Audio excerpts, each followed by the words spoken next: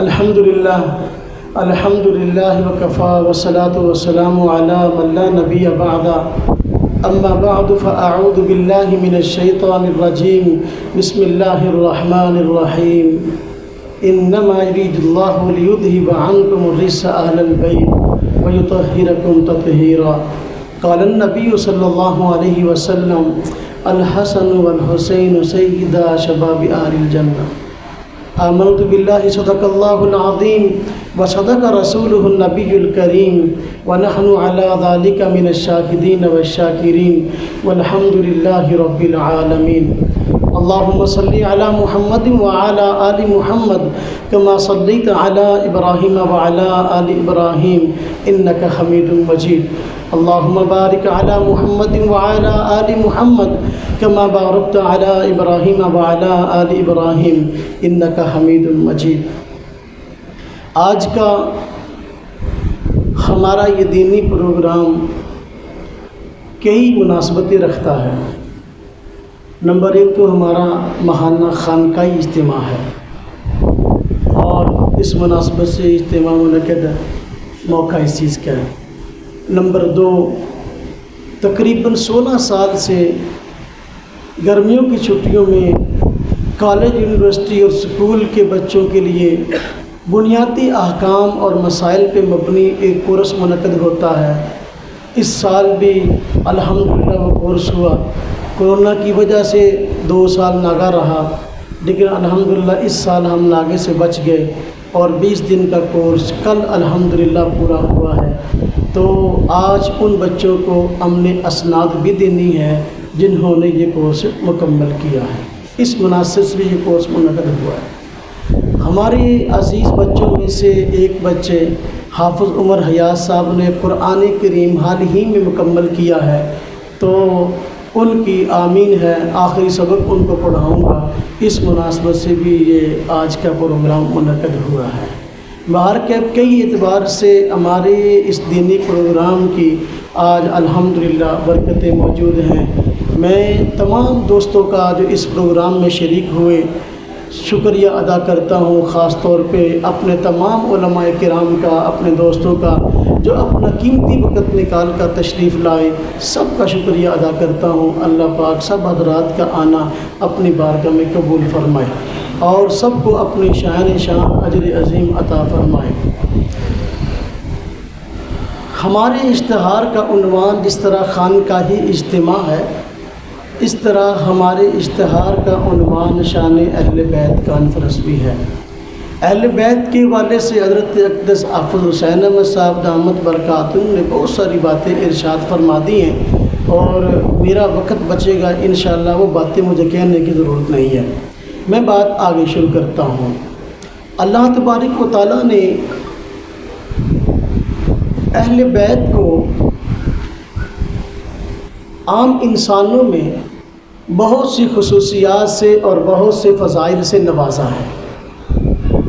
اس لیے ضرورت اس بات کی ہے کہ جہاں ہم اور صاحب فضیلت حضرات کے مناقب کو سمجھیں، اسی طرح ضرورت اس بات کی بھی ہے کہ ہم اہل بیت علیہم الرضوان کے مناقب اور ان کے فضائل کو بھی سمجھیں اور پڑھیں اور سنیں۔ اہل بیت کون لوگ ہیں؟ بنیادی بات اس حوالے سے ہو چکی ہے، میں خلاصتاً بات عرض کرتا ہوں۔ اہل بیت علیہم الرضوان میں حضور نبی پاک صلی اللہ علیہ وسلم کی بیویاں امہات المومنین بھی شامل ہیں، اور اس کے علاوہ سیدنا علی المرتضیٰ، حضرت فاطمہ رضی اللہ تعالی عنہا، حضرت حسن، حضرت حسین رضی اللہ تعالی عنہما یہ بھی شامل ہیں۔ ہم اہل سنت والجماعت کا عقیدہ اور نظریہ یہ ہے کہ ہم نہ تو امہات المومنین کے اہل بیت ہونے کا انکار کرتے ہیں اور نہ ہی سیدنا علی المرتضیٰ، حضرت فاطمہ، حضرت حسنین کے اہل بیت ہونے کا انکار کرتے ہیں، بلکہ ہمارے ایمان کا حصہ ہے کہ ہم امہات المومنین کی بھی قدر اور عزت پہچانیں اور لوگوں کے سامنے بیان کریں، اور یہ بھی ہمارے ایمان کا حصہ ہے کہ ہم سیدنا علی المرتضیٰ، حضرت فاطمہ، حضرت حسنین، ان کی عظمت اور قدر کو بھی لوگوں کے سامنے بیان کریں اور پہچانیں۔ جو جو قرآن کریم کی آیت مبارکہ میں نے آپ حضرات کی خدمت میں تلاوت کی ہے، اس آیت مبارکہ میں اللہ تبارک و تعالیٰ نے حضور نبی پاک صلی اللہ علیہ وسلم کی ازواج یعنی پوری امت کی ماؤں کی شان کو بیان کیا ہے، اور اس آیت کے اندر اللہ تبارک و تعالیٰ نے امہات المومنین کو حضور کے گھرانے والی بتایا ہے۔ اللہ پاک قرآن کریم میں ارشاد فرماتے ہیں انما یرید اللہ لیذھب عنکم الرجس اہل البیت، اللہ تبارک و تعالیٰ چاہتے ہیں گندگی کو تم سے دور کر دیں اے حضور کے گھرانے والوں، وَيُطَہِّرَكُمْ تَطْہِیرًا، اور تم سب کو پاکیزہ کر دیں، پاکیزہ بنا دیں۔ ہم سب کا یہ نظریہ ہے کہ جو بھی حضور کے گھر والے ہیں اللہ تبارک و تعالیٰ نے ان کو گندگی سے دور کر دیا ہے۔ وہ گندگی کفر کی ہے تو اس سے بھی دور کر دیا، اس سے پہلے اگر کسی سے خطائیں ہوئی تو اللہ تبارک و تعالیٰ نے خطاؤں کو بھی دور کر دیا۔ لہذا یہ آیت قرآن کریم کی امہات المومنین کے اہل بیت ہونے پر واضح دلیل موجود ہے۔ اس پہ لمبی چوڑی بات کرنے کا وقت نہیں ہے، اس سے پہلے جتنی آیات ہیں وہ ساری حضور نبی پاک صلی اللہ علیہ وسلم کی ازواج کے بارے میں ہیں، امہات المومنین کے بارے میں۔ اس کے بعد بھی جو آیات ہیں وہ بھی حضور کی ازواج کے بارے میں ہیں، امہات المومنین کے بارے میں ہیں۔ جب اس سے پہلی آیتیں بھی حضور کی بیویوں کے بارے میں اور بعد والی بھی حضور کی بیویوں کے بارے میں، تو یہ آیت کس کے بارے میں ہوگی؟ یہ بھی حضور کی بیویوں کے بارے میں ہوگی۔ اس سے اگلی آیت دیکھیے، اللہ پاک فرماتے ہیں وَاذْكُرْنَ مَا يُتْلَى فِي بُيُوتِكُنَّ وَاذْكُرْنَ مَا يُتْلَى فِي بُيُوتِكُنَّ۔ اب یہ توجہ کریں ذرا، یہ بیوتکنہ کا جو لفظ ہے اللہ تبارک و تعالیٰ نے جن ہستیوں کو مخاطب کر کے فرمایا ہے ان کے گھر الگ الگ تھے۔ توجہ کرنا، میں آپ کو دلیل سمجھانے لگا ہوں۔ ہمارا کام ہے کہ ہم اہل سنت والجماعت کے عقائد اور نظریات کو دوستوں کو سمجھائیں۔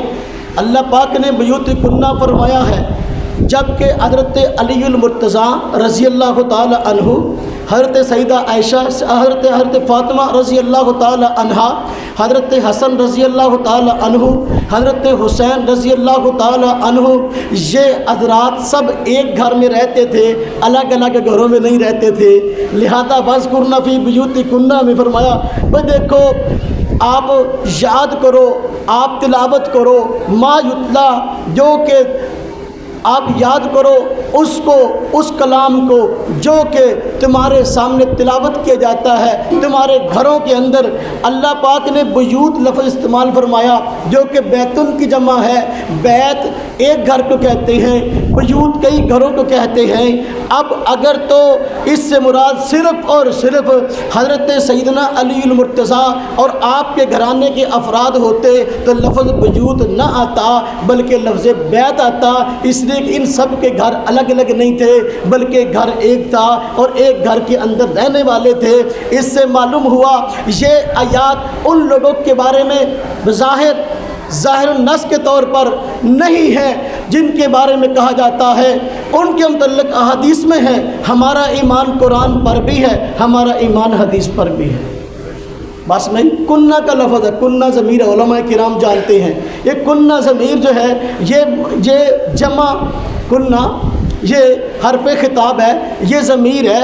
اب یہ جمع مؤنث حاضر کے لیے آتی ہے فی بیوتکنہ، یہ ضمیر با اضافت ہے، مجرور با اضافت ہے، جمع مؤنث حاضر کی ضمیر ہے۔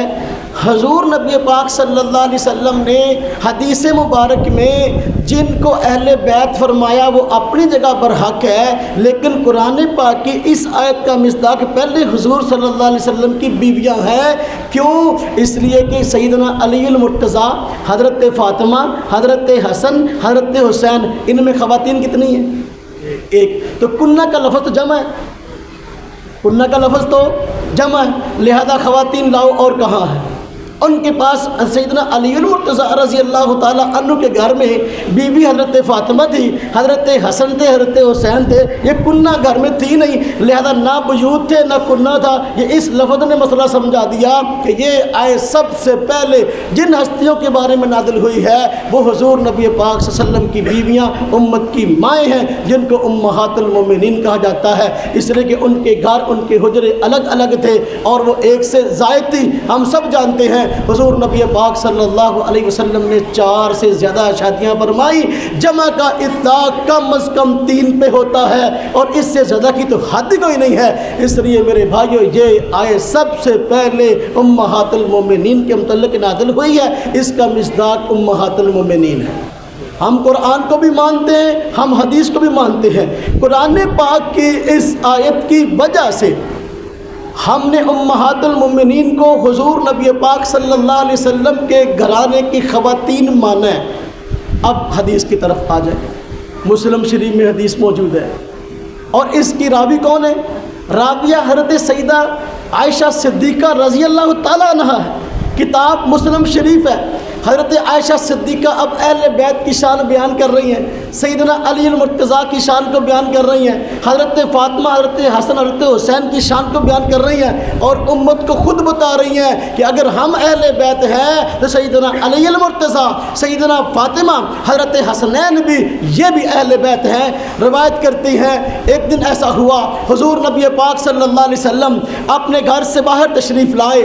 آپ صلی اللہ علیہ وسلم نے ایک چادر مبارک اور رکھی تھی۔ حضرت حسن آئے، حضور نبی پاک صلی اللہ علیہ وسلم نے ان کو اپنی چادر میں چھپا لیا۔ حضرت حسین آئے، آپ نے چادر میں چھپا لیا۔ سیدنا علی المرتضیٰ آئے، آپ نے چادر میں چھپا لیا اور حضرت فاطمہ رضی اللہ عنہ تشریف لائی، آپ نے چادر میں چھپا لیا اور پھر فرمایا انما یرید اللہ لیذھب عنکم الرجس اہل البیت۔ فرمایا یہ آیت اب حضور فرماتے ہیں، حضور کے داماد سیدنا علی المرتضیٰ کے لیے ہے، بیٹی حضرت فاطمہ کے لیے ہے، نواسے حضرت حسن حضرت حسین کے لیے ہے۔ ہم نے کہا بالکل آمنا وصدقنا، قرآن پاک کی آیت کو ہم نے امہات المومنین کے لیے مانا، یہ بھی برحق ہے۔ ہمیں حدیث نے بتایا، ہمیں ام المومنین حضرت عائشہ نے بتایا کہ حضرت علی بھی اہل بیت ہیں، حضرت فاطمہ بھی اہل بیت ہیں، حضرت حسن بھی اہل بیت ہیں، حضرت حسین بھی اہل بیت ہیں، یہ بھی اپنی جگہ برحق ہے۔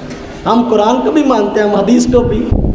قرآن کی وجہ سے امہات المومنین کو اہل بیت مانا، حدیث کی وجہ سے حضور نبی پاک صلی اللہ علیہ وسلم کے داماد حضرت سیدنا علی المرتضیٰ، حضرت فاطمہ، حضرت حسنین کو اہل بیت مانا۔ نہ ہم قرآن کے منکر ہیں، نہ ہم حدیث کے منکر ہیں، ہم ان کے درمیان تفریق کے قائل ہی نہیں ہیں۔ بات سمجھ میں آ رہی کہ نہیں آ رہی؟ آپ تھک تو نہیں گئے؟ ہاں جی نہیں تھکے؟ پھر میں تھوڑی سی بات کرتا ہوں نا۔ بخاری شریف میں روایت موجود ہے، حضور نبی پاک صلی اللہ علیہ وسلم سے صحابہ نے پوچھا یا رسول اللہ صلی اللہ علیہ وسلم ہم آپ پر درود شریف صلاۃ و سلام کس طرح پڑھیں؟ اب ذرا حدیث کو سنیں۔ آپ صلی اللہ علیہ وسلم نے ارشاد فرمایا جب تم درود شریف پڑھو تو اس وقت کہو اللہم صلی علی محمد وازواجہ وذریتہ وذریتہ کما صلیت علی ابراہیم انک حمید مجید وبارک علی محمد وازواجہ وذریتہ۔ بخاری میں روایت موجود ہے، فرمایا کما بارکت علی ابراہیم انک حمید مجید۔ ہمیں حضور پاک نے بتا دیا، ہماری معتبر کتاب بخاری شریف نے بتا دیا کہ حضور نبی پاک صلی اللہ علیہ وسلم کے اہل بیت حضور کی بیویاں بھی ہیں اور حضور کی اولاد بھی ہے۔ بات سمجھ میں آ رہی کہ نہیں آ رہی؟ سنن ابی داؤد میں روایت موجود ہے، حضور نبی پاک صلی اللہ علیہ وسلم فرمایا جو بندہ پورے کا پورا سلام کا ثواب لینا چاہے، جو بندہ پورے کا پورا سلام کا ثواب لینا چاہے یوں درود شریف پڑھا کرے اللہم صلی علی محمد وازواجہ امہات المومنین وذریتہ وآل بیتہ کما صلیت علی ابراہیم انک حمید مجید۔ اب دیکھو ثابت ہوئی یہ بات کہ ہم اہل سنت والجماعت کے نظریات میں یہ بات شامل ہے حضور کی بیویاں بھی اہل بیت ہیں، اور حضور نبی پاک صلی اللہ علیہ وسلم کے خاندان کے حضرت سیدنا علی المرتضیٰ، حضرت فاطمہ، حضرت حسن، حضرت حسین بھی اہل بیت ہیں۔ بات سمجھ میں آئی کہ نہیں آئی؟ اچھا، حضور نبی پاک صلی اللہ علیہ وسلم کو یہ بتانے کی ضرورت کیوں پیش آئی کہ حضرت علی بھی میرے گھر کا فرد ہے، اہل بیت ہے، حضرت فاطمہ بھی اہل بیت ہے، حضرت حسن اور حسین بھی اہل بیت؟ یہ بتانے کی ضرورت کیوں پیش آئی؟ اس کو سمجھے۔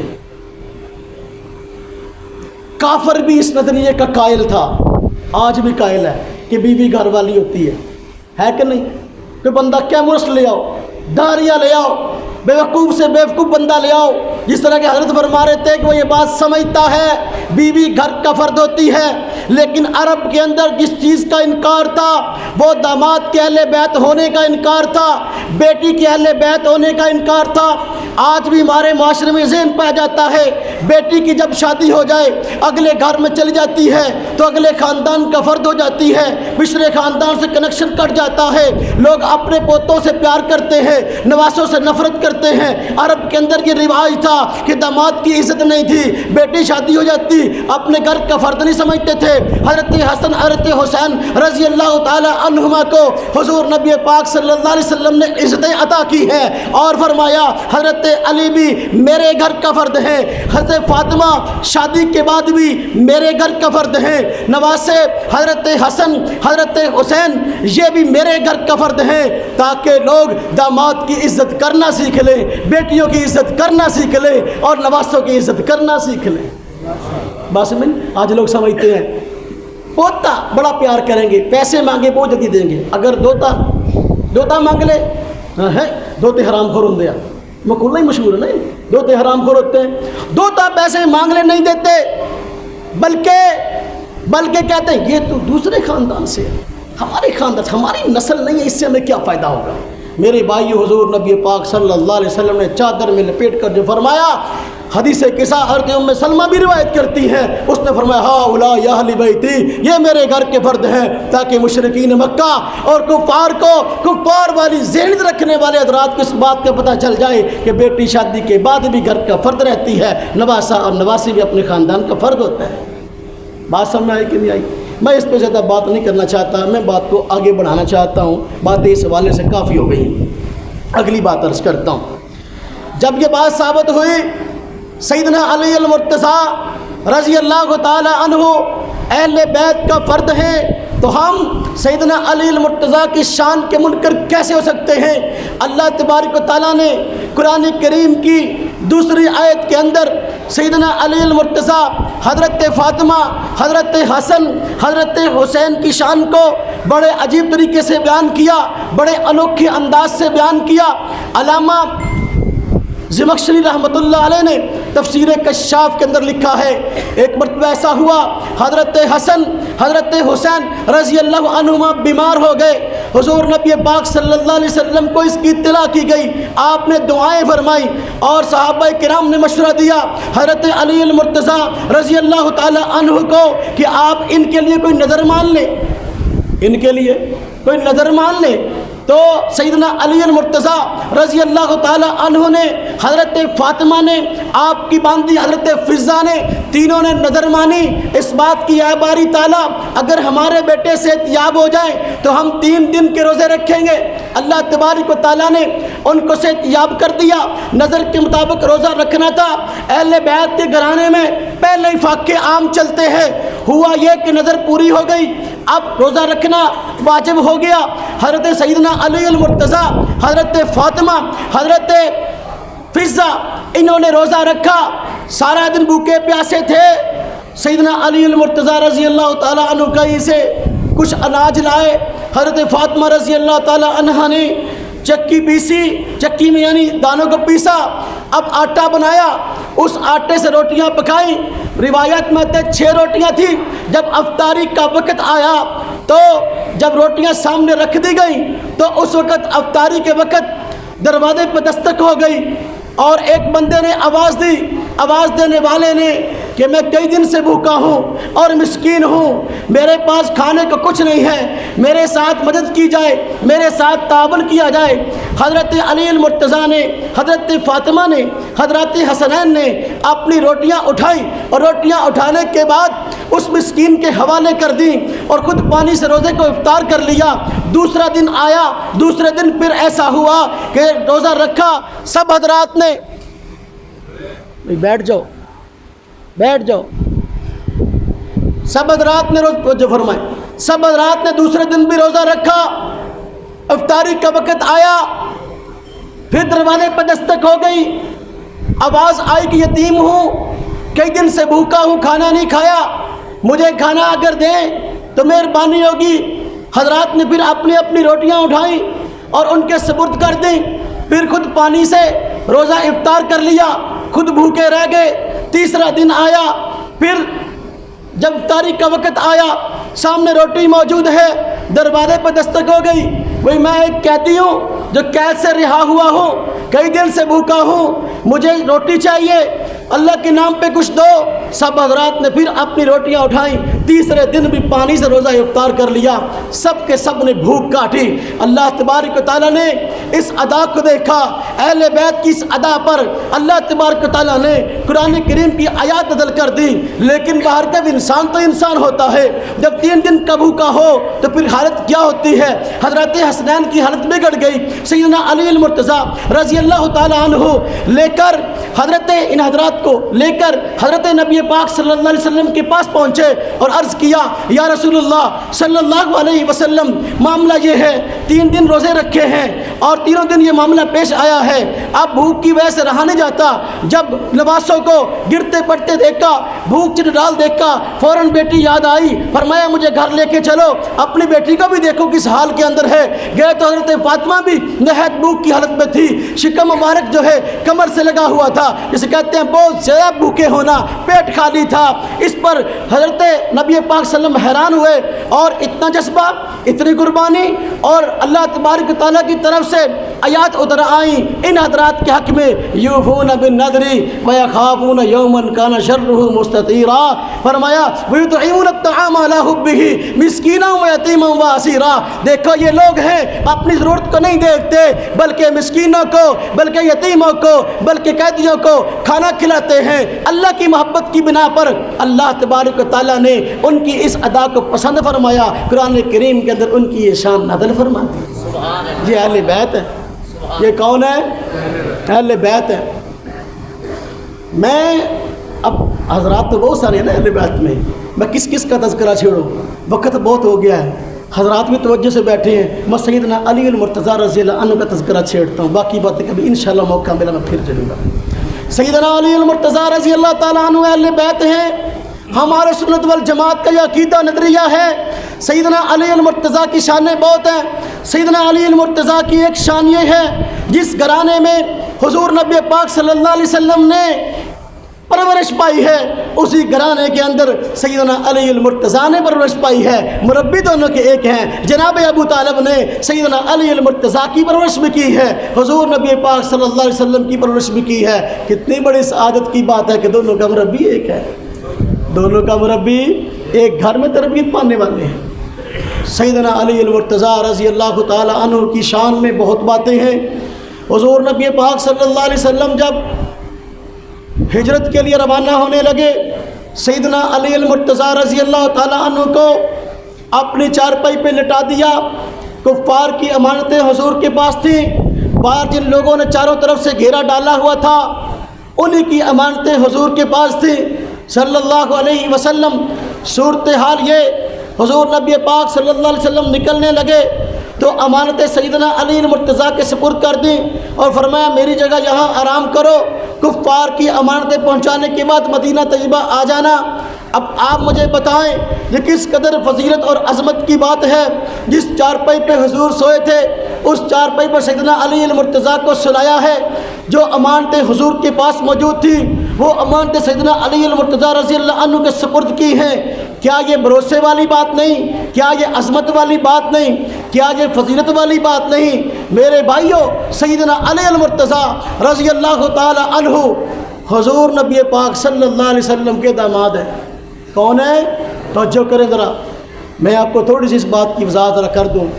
حضور نبی پاک صلی اللہ علیہ وسلم کے داماد ہیں۔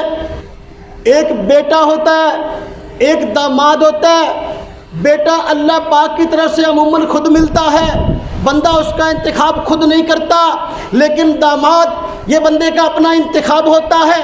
میرے بھائیوں، ہم اولاد والے ہیں، ہمارے اندر یہ سلسلہ موجود ہے۔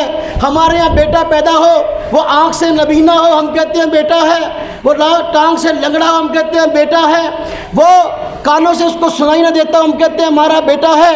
اپنے پاس رکھنا تو ہے نا، اب جیسا بھی ہے، دماغ کام نہ کرتا ہو، پاگل پیدا ہوا، بیٹا ہے، رکھنا تو ہے نا۔ لیکن آپ مجھے بتاؤ، کیا داماد ایسا تلاش کرتے ہو؟ جب بیٹی کی شادی کی باری آتی ہے، ہم اندھا تلاش نہیں کرتے، ہم آنکھوں والا تلاش کرتے ہیں، ہم بہرا تلاش نہیں کرتے، ہم کانوں والا تلاش کرتے ہیں، ہم پاگل تلاش نہیں کرتے، بلکہ عقل و دماغ والا تلاش کرتے ہیں۔ ہم بدصورت پسند نہیں کرتے، خوبصورت پسند کرتے ہیں۔ داماد بندے کا اپنا انتخاب ہوتا ہے۔ حضور نبی پاک صلی اللہ علیہ وسلم کے داماد سیدنا علی المرتضیٰ ہیں۔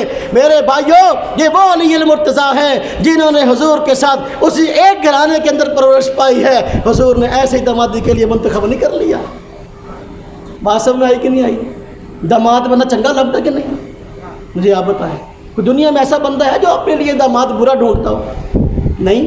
بندہ کہتا ہے زمانے میں پھر کے رشتے آتے ہیں، بندہ انکار کرتا ہے، دیکھنے جاتا ہے بندہ انکار کرتا ہے۔ ہاں جی، حضرت فاطمہ رضی اللہ تعالیٰ عنہا کو کئی رشتے آئے تھے، کئی رشتے آئے، لیکن دامادی کے لیے سیدنا علی المرتضیٰ کو چنا۔ اس لیے کہ سیدنا علی المرتضیٰ حضور نبی پاک صلی اللہ علیہ وسلم کی نظر میں اعلیٰ مقام رکھتے تھے۔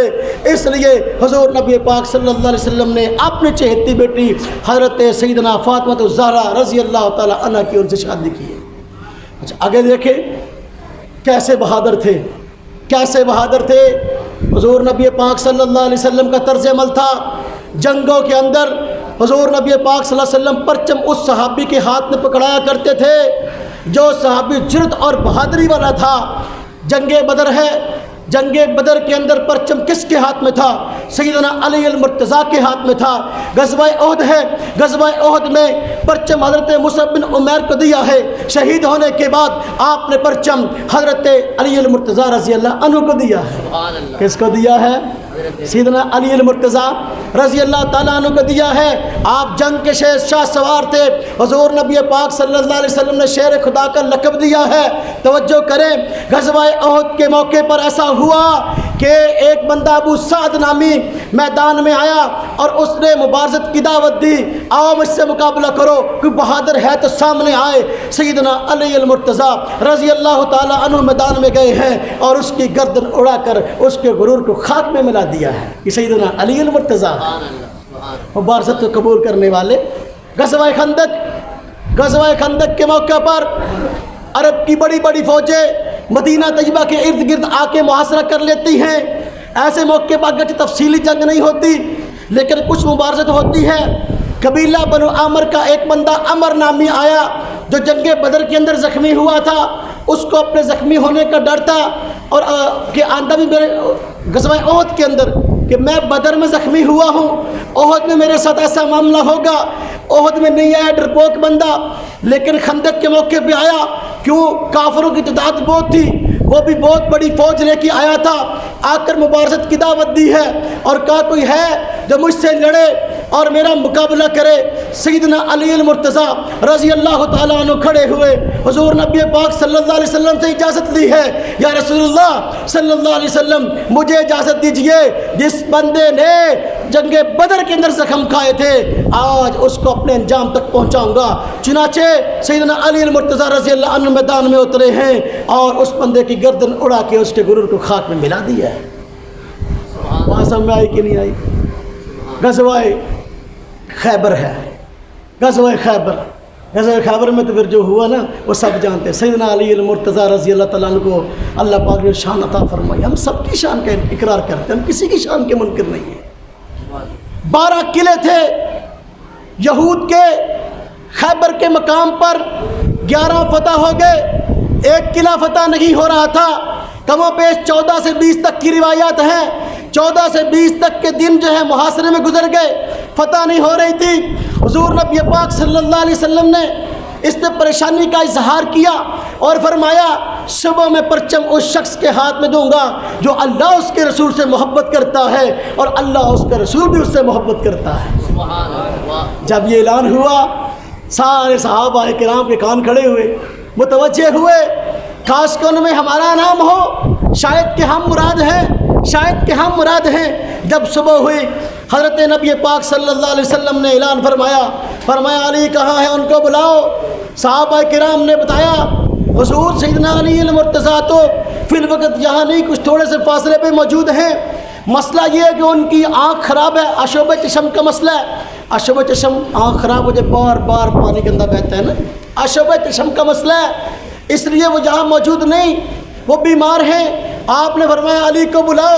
سیدنا علی المرتضیٰ کو بلایا گیا. حضور نبی پاک صلی اللہ علیہ وسلم نے آپ کی آنکھ مبارک پہ لعاب کو ملا، لعاب کو لگایا. جب لعاب مبارک آپ کے آنکھ پر لگا، آنکھ اسی وقت ٹھیک ہو گئی. سیدنا علی المرتضیٰ فرماتے ہیں وہ آنکھ ایسی ہو گئی جیسا کہ آج تک میں نے کبھی اس آنکھ کے اندر کبھی تکلیف محسوس ہی نہیں کی. یہ حضور کا معجزہ ہے، یہ حضرت علی کی شان ہے. وہ حضور کا معجزہ، آنکھ فوراً ٹھیک ہو گئی. اور حضرت علی کی شان ہے اس شخص کے ہاتھ میں جھنڈا دوں گا اللہ اس کا رسول جس سے محبت کرتا ہے وہ اللہ کے رسول سے محبت کرتا ہے. اب حضور نبی پاک صلی اللہ علیہ وسلم نے حضرت علی المرتضیٰ رضی اللہ تعالیٰ عنہ کو بلایا اور ان کو بتایا اتنے دن ہو گئے قلعہ فتح نہیں ہو رہا، اب تم جاؤ. علم اور مسلمانوں کا پرچم سیدنا علی المرتضیٰ کے سپرد کیا اور فرمایا جاؤ، ہدایات دی. سیدنا علی المرتضیٰ گئے، وہی قلعہ جو کہ 14 سے 20 دن کے درمیان عرصہ گزر گیا، فتح نہیں ہو رہا تھا. اللہ تبارک و تعالیٰ نے سیدنا علی المرتضیٰ کے ذریعے سے اس قلعے کو فتح فرما دیا. یہ سیدنا علی ہیں. اسی موقع پر اسی قلعے کے سرداروں میں ایک سردار تھا جس کا نام حرب تھا اور وہ وہاں کا بہت نامور بڑا پہلوان تھا، طاقت کے اندر اور اپنے روب کے اندر مشہور تھا. سیدنا علی المرتضیٰ رضی اللہ تعالی عنہ کا جب اس سے سامنا ہوا، حضرت علی المرتضیٰ رضی اللہ تعالی عنہ نے ایک ہی وار کے اندر اس کے 2 ٹکڑے کر دیے. تو اب سیدنا علی المرتضیٰ کی عظمت سمجھ میں آئی، بہادری سمجھ میں آئی. وہ کہاں کا پہلوان تھا، اپنی ناک خاک آلود کر رہا تھا. اللہ تبارک و تعالیٰ نے سیدنا علی کو عظمت عطا فرمائی. وہی حرب جو علاقے میں پہلوانی کے طور پر روب کے اعتبار سے مشہور تھا، اللہ تبارک و تعالیٰ نے اس کو خاک میں ملا دیا. اسی کو شاعر نے کہا ہے، ہاں جی، خیبر میں قاری صاحب کو پتہ ہے مجھے شعر آتے نہیں ہیں، میں شعروں والا مولوی نہیں ہوں، کہ خیبر میں مرحب کے جب کر دیے 2 ٹکڑے، تو ہاں جی مرحب کے جب کر دیے 2 ٹکڑے، میں اللہ کا شیر ہوں، میں اللہ کا شیر ہوں، حیدر بول پڑے. بات سمجھ آئی؟ مکڑی تن دیا جالا تو کبوتر بول پڑے. اس نعت میں کہتا ہے نا، ہاں تو کہتا ہے حضرت سیدنا علی المرتضیٰ رضی اللہ عنہ فرمایا اوے تیرا سامنا کس سے تھا؟ شیر خدا سے تھا. کس سے سامنا تھا؟ شیر خدا سے تھا. آگے آئے، صلح حدیبیہ کا موقع ہے. صلح حدیبیہ کا سیدنا علی المرتضیٰ رضی اللہ تعالی عنہ حضور نبی پاک صلی اللہ علیہ وسلم کے ساتھ موجود ہے. کفار مکہ نے عمرہ نہیں کرنے دیا، روک دیا اور کہا اس سال عمرہ نہیں کرنے دیں گے، اگلے سال آؤ گے. اپنی مرضی کی شرائط لکھی اور معاہدہ طے ہوا. حضور نبی پاک صلی اللہ علیہ وسلم نے سارے کے سارے معاہدے کی شرائط حالانکہ مسلمانوں کی خلافتی قبول کر لی. اور پھر یہی جو مسلمانوں کے لیے بظاہر پریشانی کا صلح بنی، صلح جو ہے یہ پریشانی کا بظاہر سبب بنی تھی، اللہ پاک نے اسی صلح کو فتح مکہ خیمہ ہی بنا دیا کہ پیش خیمہ ثابت ہوئی ہے. توجہ کریں، جب یہ معاہدہ لکھا جا رہا تھا حضور نبی پاک صلی اللہ علیہ وسلم سیدنا علی المرتضیٰ کو فرمایا کہ بھائی یہ معاہدہ لکھو. چنانچہ معاہدہ لکھا گیا، اس کی سکیں لکھی گئی. اوپر لکھا تھا کہ یہ محمد الرسول اللہ صلی اللہ علیہ وسلم کی طرف سے ہے اور بسم اللہ الرحمن الرحیم لکھا ہوا تھا. کفار نے کہا ہمیں یہ تحریر قبول نہیں ہے. کیوں؟ اس لیے کہ اس کے الرحمن الرحیم لکھا ہوا ہے. کفار مکہ میں بڑی بدتمیزیاں اور بڑے کفر تھے. ایک کفر یہ بھی تھا لفظ اللہ تبارک تعالیٰ کی ذات ہے جس کو رحمان رحیم نہیں مانتے تھے. رحمان رحیم کہا رحمان رحیم ہم اس کو نہیں مانتے. اور آگے لکھا ہے یہ معاہدہ محمد الرسول اللہ کی طرف سے. ہمارا اور آپ کا جھگڑا تو اس بات پہ ہے, ہم کہتے ہیں آپ رسول نہیں ہیں, تم کہتے ہیں کہ رسول ہے. اب دیکھو یہ لکھا معاہدہ محمد الرسول اللہ کی طرف سے, محمد الرسول اللہ کا نام مٹاؤ تب ہم اس معاہدے کو قبول کریں گے, وگرنہ قبول نہیں کریں گے. حضور نبی پاک صلی اللہ علیہ وسلم سیدنا علی کو فرمایا, علی یہ محمد الرسول اللہ کا نام کاٹ دو, محمد بن عبداللہ لکھ دو. اب حضرت علی کا جواب سنیں.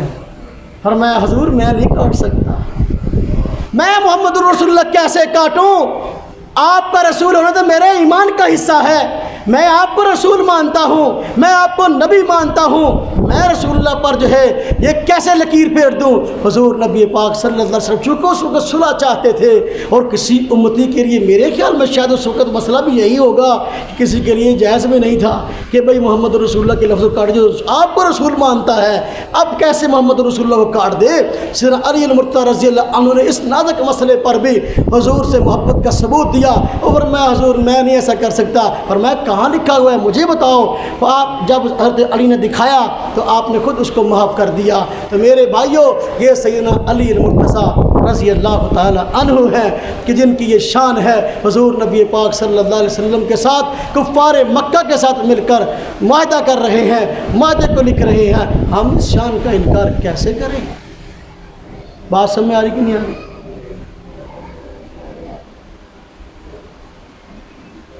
خطبہ حجۃ الوداع حضور نبی پاک صلی اللہ علیہ وسلم نے جب حج فرمایا, آخری حج فرمایا, تو اس موقع پر حضور نبی پاک صلی اللہ علیہ وسلم نے 100 اونٹ قربان کرنے تھے. کتنے اونٹ؟ 100. حضور نبی پاک صلی اللہ علیہ وسلم نے خود اپنے ہاتھ مبارک سے 63 اونٹ ذبح کیے. کتنے ذبح کیے؟ کل قربانیاں کتنی تھیں؟ 100.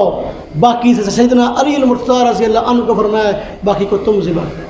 قربانی حضور کی ہے, ذبح سیدنا علی المرتضیٰ کر رہے ہیں. بات سمجھ میں آئی؟ پھر آپ نے ان کو نگران بھی اس بات کا بنایا بھئی یہ کھا لیں اور یہ گوشت, یہ سارے کا سارا نظام اس کو کیسے تقسیم کرنا ہے, اور میں اس کے تم ذمہ دار. سیدنا علی المرتضیٰ رضی اللہ تعالی عنہ. حضرت سیدنا علی المرتضیٰ رضی اللہ تعالی عنہ کے لیے ایک اور بھی اعزاز حاصل ہے. سن 9 ہجری میں جب سیدنا ابوبکر صدیق رضی اللہ تعالی عنہ حج کے امیر بن کر آئے, حضور نبی پاک صلی اللہ علیہ وسلم پر سورہ برات کی آخری آیات اتری, تو آپ نے سیدنا علی المرتضیٰ رضی اللہ تعالی عنہ کو وہ آیات بتائیں, ان کا معنی ترجمہ تفسیر بتایا, چند اور ضروری پیغامات ان کو دیے, اپنی سواری دی. فرمایا ابوبکر صدیق رضی اللہ عنہ حج کے امیر بن کے گئے ہیں, آپ بھی وہاں جائیں. وہاں جانے کے بعد لوگوں کے اندر ان سورہ برات کی آیتوں کو بھی پہنچا دو, اس کا معنی مطلب بھی پہنچا دو, اور یہ مخصوص پیغامات ہیں ان کو بھی پہنچا دو. ان میں سے ایک پیغام یہ تھا کہ جنت مسلمانوں کے لیے جنت میں مسلمان جائے گا, کوئی کافر جنت میں نہیں ہوگا. مسلمان جنت میں جائیں گے, کوئی کافر جو ہے وہ جنت میں نہیں جائے گا. ان میں سے ایک اعلان یہ تھا آئندہ سال کوئی مشرک حج کے لیے نہیں آئے گا. اعلانات میں سے ایک اعلان یہ تھا کوئی بندہ بھی آئندہ بیت اللہ کا طواف ننگا ہو کر نہیں کرے گا. مشرکین مکہ بیت اللہ کا طواف کرتے تھے اور ننگے ہو کر طواف کرنا نیکی خیال کرتے تھے, حالانکہ یہ بے حیائی کی بات تھی, اس سے منع کیا گیا. اور حضور نبی پاک صلی اللہ علیہ وسلم کے متعلق فرمایا کہ آپ صلی اللہ علیہ وسلم کا جس شخص سے کوئی ذاتی معاہدہ ہے, آپ صلی اللہ علیہ وسلم کی طرف سے اعلان ہے, اس کا وہ معاہدہ باقی رکھا جائے گا. سیدنا علی المرتضیٰ رضی اللہ عنہ ابوبکر صدیق رضی اللہ تعالی عنہ کے پاس جاتے ہیں اور فرماتے ہیں کہ حضور نے بھیجا ہے, یہ سواری حضور کی ہے, یہ پیغام لے کے آیا ہوں. سیدنا توجہ کرے, سیدنا علی المرتضیٰ رضی اللہ تعالی عنہ مناسک حج ادا کرتے ہیں. حج کہ جتنے اعمال ان کو کرتے ہیں، افعال کو کرتے ہیں، یعنی گئے تو پیغام دینے کے لیے تھے، لیکن چونکہ موقع حج کا تھا، حج بھی کیا ہے۔ حج کس کی عمارت میں کیا ہے؟ سیدنا ابوبکر صدیق کی عمارت میں کیا ہے۔ کس کی عمارت میں کیا؟ ابوبکر حج کے امیر ہیں رضی اللہ عنہ، سیدنا علی المرتضیٰ رضی اللہ عنہ حج کے امیر نہیں ہیں، لیکن حج آپ کے متحد کر رہے ہیں۔ تو یہ شان سیدنا علی المرتضیٰ رضی اللہ تعالی عنہ کی ہے۔ میرے بھائیوں، حضور نبی پاک صلی اللہ علیہ وسلم حجۃ الوداع کے موقع پر حج کر کے فارغ ہوئے، اپنے گھر کو لوٹے ہیں۔ اپنے گھر کو توجہ کریں، اپنے گھر کو لوٹے ہیں۔ میں اپنی بات کو ختم کرنے کی طرف آ رہا ہوں، یہ نہیں کہہ رہا میری آخری بات ہے، لیکن میں آخری بات کی طرف آ رہا ہوں۔ سیدنا علی مجھ پہ اعتراض ہو جاتا کہ آپ کہتے ہیں آخری بات ہے، اس کے بعد 3-4 اور کر دیتے ہیں، تو اس لیے میں آخری نہیں کہا، اپنی بات کو ختم کرنے کی طرف آ رہا ہوں۔ حضور نبی پاک صلی اللہ علیہ وسلم حجۃ الوداع سے فارغ ہونے کے بعد مدینہ طیبہ کی طرف سفر شروع فرماتے ہیں۔ آپ کے ساتھ صحابہ کرام کی ایک بہت بڑی جماعت موجود تھی۔ سیدنا علی المرتضیٰ رضی اللہ تعالی عنہ اس موقع پر اس سے پہلے گئے ہیں یمن کی طرف، وہاں سے پھر حج کے لیے آئے ہیں، اور حضور نبی پاک صلی اللہ علیہ وسلم سے ایک مقام پر ملاقات ہوئی ہے جس کو غدیر خم کہتے ہیں۔ غدیر خم کا مطلب یہ ایک تالاب تھا پانی کا، جوہر تھا پانی کا۔ حضور نبی پاک صلی اللہ علیہ وسلم نے سستانے کے لیے، آرام کے لیے وہاں پر کچھ دیر پڑاؤ کیا۔ جو صحابہ کرام یمن کے سفر میں حضور نبی پاک صلی اللہ علیہ وسلم کے سیدنا علی المرتضیٰ کے ساتھ تھے، ان کو سیدنا علی المرتضیٰ رضی اللہ تعالی عنہ سے کچھ ذاتی شکایتیں ہو گئی۔ جس طرح کہ بندہ کسی دوست کے ساتھ سفر کرتا ہے تو دوست کے ساتھ سفر کرتے کوئی اچھی جو ہے نا کوئی بری بات پیش آ جاتی ہے نا جی، تو سیدنا علی المرتضیٰ رضی اللہ تعالیٰ عنہ سے بعض صحابہ کرام کو ذاتی شکایات ہو گئی۔ صحابہ کرام نے اس موقع پر حضور نبی پاک صلی اللہ علیہ وسلم سے عرض کیا، وہ شکایات بتائیں۔ اب آپ صلی اللہ علیہ وسلم نے شکایات کو دور بھی کیا، اور سیدنا علی المرتضیٰ کی فضیلت اور شان کو بھی ہاتھ سے نہیں جانے دیا۔ آپ نے اس موقع پر سیدنا علی المرتضیٰ رضی اللہ تعالی عنہ کے متعلق فرمایا، وہ ٹھیک ہے شکایتیں وہ تو دور ہوئی، لیکن من کنت مولا ہوں فعلی مولا، جس کا میں مولا ہوں اس کے علی مولا ہیں۔ حضور نبی پاک صلی اللہ علیہ وسلم نے یہ بات ارشاد فرما کر سیدنا علی المرتضیٰ رضی اللہ عنہ کی عظمتوں کو 4 چاند لگا دیے۔ تو جو کر رہے ہیں کہ نہیں کر رہے ہیں، پریشان نہ ہونا، میں کسی کو بات کرنے کا موقع نہیں دیتا۔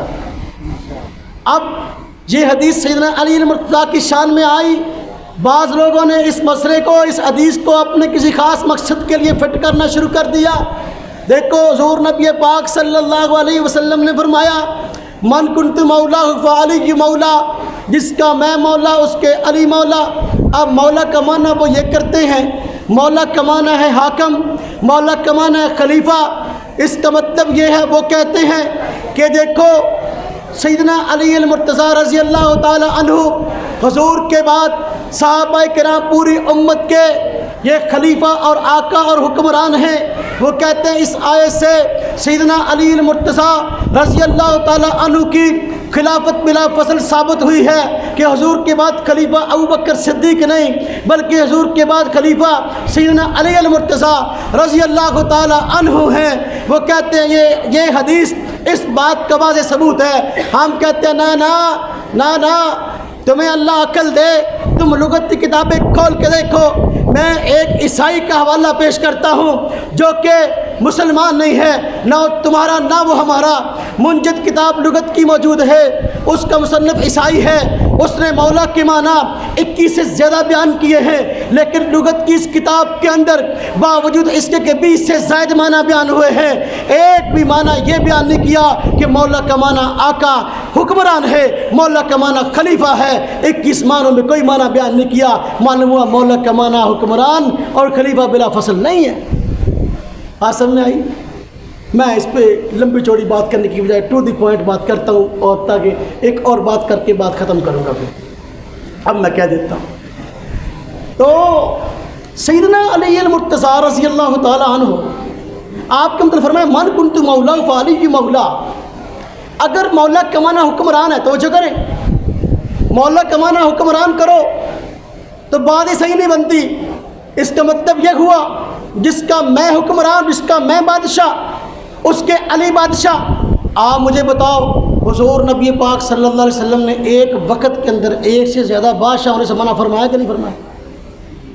ہاں جی، بادشاہ اگر ایک موجود ہے تو دوسرا بھی کھڑا ہو جائے میں بھی بادشاہ ہوں، تو یہ اسلام میں جائز ہے؟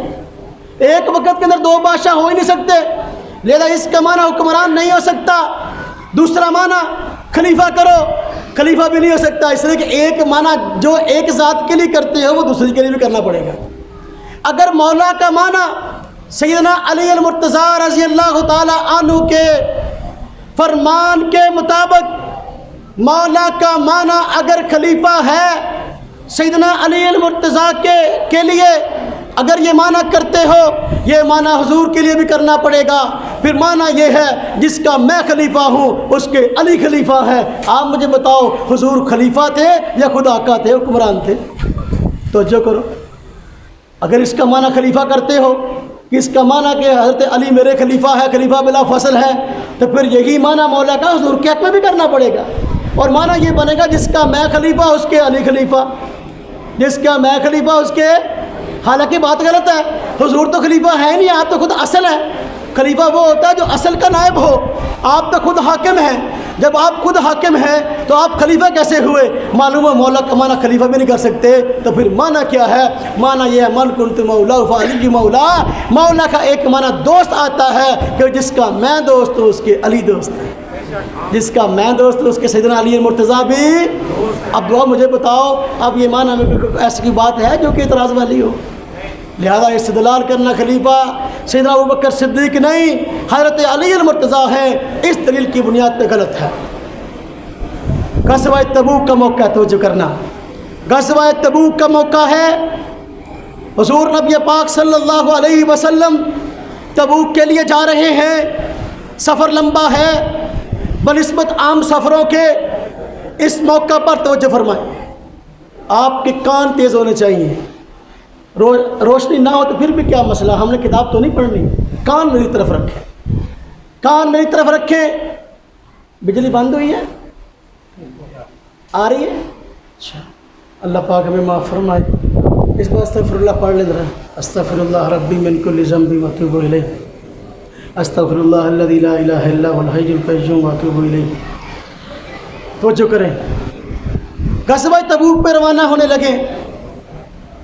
حضور نبی پاک صلی اللہ علیہ وسلم کی آتے مبارکہ سفر پر جاتے تو کسی نہ کسی کو مدینہ طیبہ کا حکمران کہہ لو، نائب کہہ لو، ذمہ دار کہہ لو، بنا کے جاتے.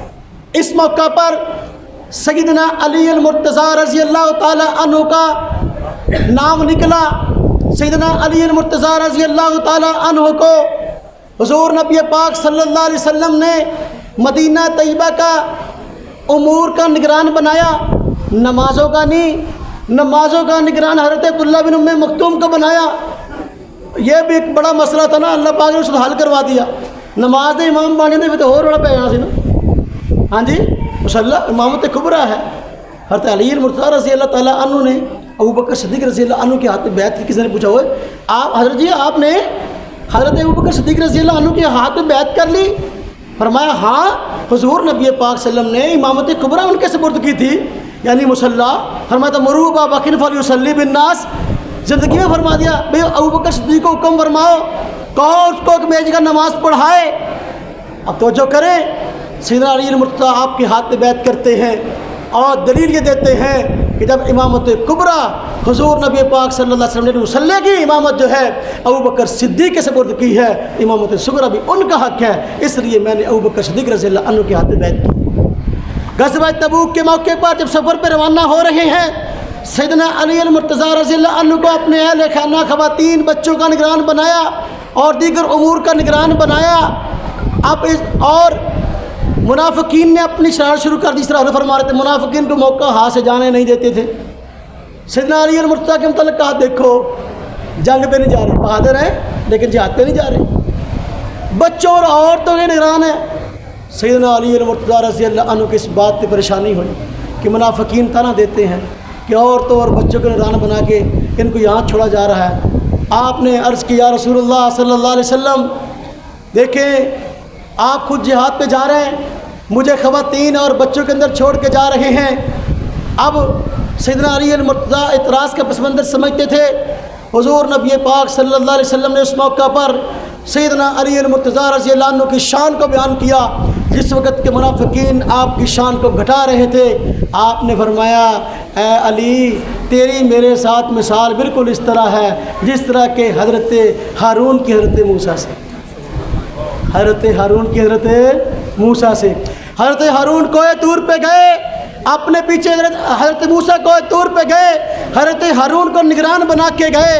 اسی طرح میں سفر پہ جا رہا ہوں، تجھ کو نگران بنا کے جا رہا ہوں۔ سیدنا علی المرتضیٰ رضی اللہ تعالیٰ عنہ خوش ہو گئے اور آپ اپنے اس منصب کو سنبھال بیٹھے اور اپنے اس کام کو کیا۔ اب اس بات کو بطور دلیل کے لوگوں نے پیش کیا اور کہا سیدنا علی المرتضیٰ رضی اللہ عنہ کو آپ نے فرمایا آپ میرے ساتھ اس طرح جس طرح کہ حضرت ہارون حضرت موسیٰ کے لیے، تو دیکھو حضرت موسیٰ کے نائب حضرت ہارون تھے، تو حضرت نبی پاک صلی اللہ علیہ وسلم کے نائب حضرت علی المرتضیٰ ہیں۔ جب یہ بات ہے تو خلیفہ حضرت علی ہوئے، اور ابوبکر صدیق خلیفہ کیسے ہیں؟ یہ واقعہ بھی 9 ہجری کا ہے، یعنی بعد کا واقعہ ہے۔ جب یہ واقعہ بھی بعد کا ہے تو دیکھو اپنی آخری عمر کے اندر مدینہ کا وارث حضرت علی المرتضیٰ کو بنا کے جا رہے ہیں، آپ کیسے کہتے ہیں ابوبکر صدیق خلیفہ ہے؟ ہم اس کا جواب دینے کو تیار ہے۔ ہم کہتے ہیں حضرت علی المرتضیٰ رضی اللہ تعالیٰ عنہ کی شان اپنی جگہ بہت بلند ہے، اور اس حدیث کے اندر جو فرمایا گیا وہ اپنی جگہ ٹھیک ہے۔ آپ صلی اللہ علیہ وسلم فرمایا اے علی، تیری میرے مثال بالکل اس طرح ہے جس طرح کہ حضرت ہارون کی حضرت موسیٰ کے ساتھ، لیکن میرے بعد کوئی نبی نہیں ہے۔ آپ نے پہلا پتہ تو اس بات کا کاٹا۔ آج ذاکر لوگ اپنی تقریروں میں کہتے ہیں حضرت علی خدا ہیں، حضرت علی خدا ہیں، حضرت علی خدا ہیں، تقریریں بڑی پڑی ہیں، نیٹ بھرا پڑا ہے۔ میرے بھائیو، حضرت نبی پاک صلی اللہ علیہ وسلم نے تو نبوت کے بارے میں فرما دیا کہ بھئی میرے بعد کوئی نبی نہیں ہے، خدا کیسے ہو سکتا ہے؟ کیا فرمایا؟ میرے بعد کوئی نبی نہیں۔ کیوں؟ یہ کیوں فرمایا؟ حضرت ہارون نبی تھے، کوئی بندہ یہ نہ کہے۔ حضور نے فرمایا تیری مثال میرے ساتھ بالکل اس طرح جس طرح کہ حضرت ہارون کے حضرت موسیٰ سے، حضرت موسیٰ بھی نبی، حضرت ہارون بھی نبی، کہنے والا کہہ سکتا تھا حضرت علی بھی نبی ہوں گے، فرمایا نہ، لیکن میرے بعد کوئی نبی نہیں۔ حضور صلی اللہ علیہ وسلم نے استثناء فرما دیا تاکہ کوئی بندہ کل کو کھڑا ہونے والا مرزا قادیانی ہو یا اس کا کوئی اور ہم ذہن ہو، کھڑا کر یہ نہ کہہ دے کہ آپ کے بعد نبوت جاری ہے، اس حدیث کو دلیل نہ بنا لے۔ آپ نے فرمایا میرے بعد کوئی نبی نہیں ہے۔ جب آپ کے بعد کوئی نبی نہیں ہے، حضور آپ کے بعد کسی نبی کا آنا برداشت نہیں کر سکتے، تو پھر آپ بتائیں حضرت علی رضی اللہ عنہ کو نبی نہیں فرما رہے، خدا کیسے فرمائیں گے؟ آج جو لوگ کہتے ہیں علی اللہ، ان کو چاہیے اپنے اس نظریے کی اصلاح کر لیں۔ اور دلیل میں کہتے ہیں سیدنا علی المرتضیٰ رضی اللہ عنہ 9 ہجری کا واقعہ ہے، ان کو نائب بنا کے گئے تو آپ آخری نائب تھے۔ میں کہتا ہوں اللہ تمہیں عقل دے، آپ اس بات کو کیوں نہیں سمجھتے؟ حضور نبی پاک صلی اللہ علیہ وسلم نے جتنی مرتبہ سفر فرمائے ہیں، ہر مرتبہ سفر پہ جانے سے پہلے کسی نہ کسی کو نائب بنایا ہے، اور صحابہ کرام بھی حضور کے مدینہ میں نائب بنے ہیں۔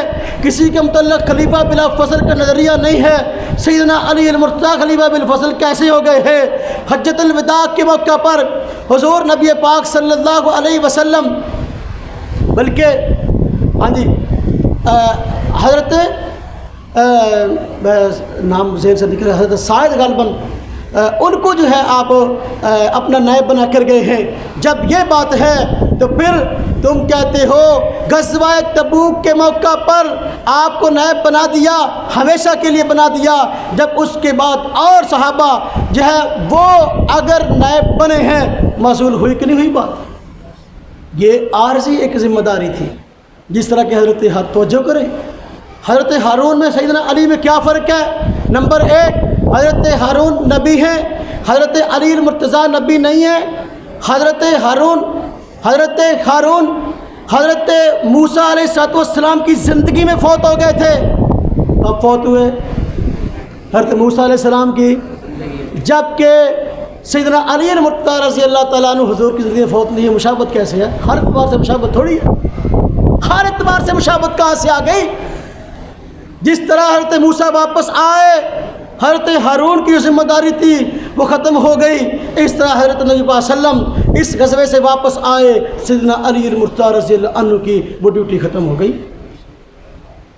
بات سمجھ میں آئی کہ نہیں آئی؟ اس لیے میرے بھائیوں، حضرت علی المرتضیٰ رضی اللہ تعالیٰ عنہ کی شان کوئی کم نہیں ہے کہ ہمیں ان کے لیے احادیث کے اندر تعریف کرنی پڑے، قرآن کریم کی آیات میں تعریف کرنی پڑے. نہ سیدنا علی المرتضیٰ رضی اللہ تعالیٰ عنہ یہ مسلمانوں کے چوتھے خلیفہ ہیں، اور سنت والجماعت کا یہ نظریہ ہے. ابو بکر صدیق رضی اللہ عنہ پہلے خلیفہ، حضرت عمر فاروق دوسرے خلیفہ، حضرت عثمان غنی تیسرے خلیفہ، حضرت علی المرتضیٰ رضی اللہ عنہ چوتھے خلیفہ. اب یہ چاروں خلیفہ ہیں اور ہم چاروں کو مانتے ہیں. خلافت کی یہ ترتیب اللہ تبارک و تعالیٰ کی طرف سے بڑی عظیم اور بڑی عجیب، اللہ تعالیٰ کی طرف سے بڑی انوکھی ہے، جو اللہ تبارک تعالیٰ کو پسند آئی ہے اور ہمیں بھی پسند آنی چاہیے. آپ مجھے بتاؤ کہ چار خلفاء ہیں، ابو بکر صدیق، حضرت عمر فاروق، حضرت عثمان غنی، حضرت علی المرتضیٰ. ان چار میں دو حضور نبی صلی اللہ علیہ وسلم کے سسر ہیں، دو حضور کے داماد ہیں. سیدنا ابو بکر صدیق بھی سسر ہیں، عمر فاروق رضی اللہ عنہ بھی سسر ہیں. اب سیدنا عثمان بھی داماد ہیں، حضرت علی بھی داماد ہیں. اب آپ مجھے بتاؤ، دیکھو ہمارے عرف عام، ہمارے معاشرے کے اندر سسر کا مقام بمنزل باپ کی ہوتا ہے، داماد کا مقام بمنزل بیٹے کے ہوتا ہے. سیدنا ابوبکر صدیق، حضرت عمر فاروق بمنزل باپ کے ہیں، حضرت عثمان، حضرت علی المرتضیٰ بمنزل بیٹے کے ہیں. پہلا نمبر باپ کا ہوتا ہے، دوسرا نمبر بیٹے کا ہوتا ہے. پہلا نمبر کس کا ہوتا ہے؟ اب توجہ کریں. اب سوال ہے، ابوبکر صدیق بھی باپ ہیں، سیدنا عمر فاروق رضی اللہ عنہ بھی حضور کے سسر اور باپ ہیں. جب یہ بات ہے، ابوبکر صدیق کا نمبر پہلا کیوں ہے، حضرت عمر فاروق کا پہلا کیوں نہیں ہے؟ وجہ اس کی یہ ہے، ابوبکر صدیق رضی اللہ عنہ عمر میں زیادہ ہے، عمر فاروق رضی اللہ عنہ عمر میں کم ہے. ان میں جو عمر میں زیادہ تھا اس کا پہلا نمبر ہے، جو عمر میں کم تھا اس کا دوسرا نمبر ہے. اور بات سمجھ میں آئی کہ نہیں؟ اور عثمان رضی اللہ عنہ کا تیسرا نمبر ہے، سیدنا علی المرتضیٰ رضی اللہ عنہ کا چوتھا نمبر ہے. سوال ہے، عثمان رضی اللہ تعالیٰ عنہ کا چوتھا نمبر کیوں نہیں ہے؟ سیدنا علی المرتضیٰ رضی اللہ عنہ کا چوتھا نمبر ہے، تیسرا نمبر سیدنا علی کا نہیں ہے. کیوں؟ وجہ اس کی یہ ہے، حضرت عثمان بھی داماد ہیں، حضرت علی بھی داماد ہیں. حضرت عثمان حضور کے دورے داماد ہیں، سیدنا علی المرتضیٰ کیرے داماد ہیں، اور جو دورہ داماد ہے اس کا حق پہلے ہے، وہ تیسرے خلیفہ ہیں. جو کیرا داماد ہے اس کا حق بعد میں ہے، وہ چوتھے خلیفہ ہے. بات سمجھ میں آئی کہ نہیں آئی؟ اپنی بات کو میں ختم کرتا ہوں. آپ حضرات تھک گئے ہوں گے. میرا تو بیان عام طور پر 1.5 گھنٹے کا ہوتا ہے، 1.5 گھنٹے سے کم نہیں ہوتا، لیکن چلو چونکہ وقت کافی ہو گیا تو انشاءاللہ تعالیٰ کبھی موقع ملا اس موضوع میں بڑی تفصیل سے عرض کروں گا. انشاءاللہ اہل سنت والجماعت کے پاس اپنے ہر موقع پر الحمدللہ بہت بڑا مواد موجود ہے، دلائل کے بھی انبار ہیں. اللہ تبارک و تعالیٰ ہم سب کو جو کچھ کہا سنا گیا عمل کی توفیق عطا فرمائے.